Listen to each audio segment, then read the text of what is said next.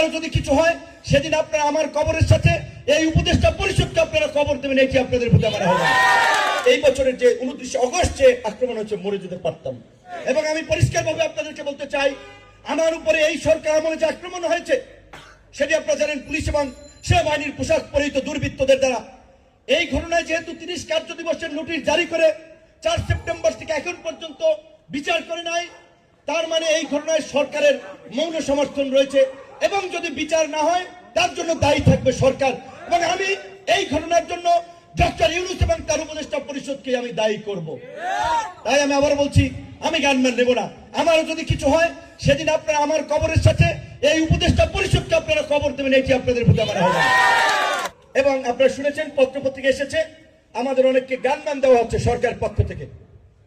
যে সরকারের আইন শৃঙ্খলা বাহিনী প্রকাশ্যে পোশাক পরিহিত অবস্থায় অফিসের সামনে পিটিয়ে মারে, সেই বিচার না হওয়া পর্যন্ত ওই সরকারের গান দিয়ে নিরাপত্তা দেওয়ার উপরে থুমারি। আমরা পরিষ্কারভাবে বলছি, 29 অগস্টের ঘটনায় বিচার না হওয়া পর্যন্ত আমার গানম্যানের দরকার নাই, আমি গানম্যান নেব না, প্রত্যাখ্যান করছি। আমি সরকারকে বলতে চাই, গানম্যান দিয়ে গুলি কয়েক ব্যক্তিকে নিরাপত্তা দিয়ে দেশকে নিরাপদ করতে পারবেন না। গোটা দেশের মানুষের নিরাপত্তায় সরকারকে ঢেলে সাজান, আইন শৃঙ্খলা বাহিনীকে ঢেলে সাজান, অন্যথায় প্রার্থীদের নিরাপত্তা দিলেন, ভোটাররা নিরাপদ বোধ না করলে তো কেন্দ্রে যাবে না।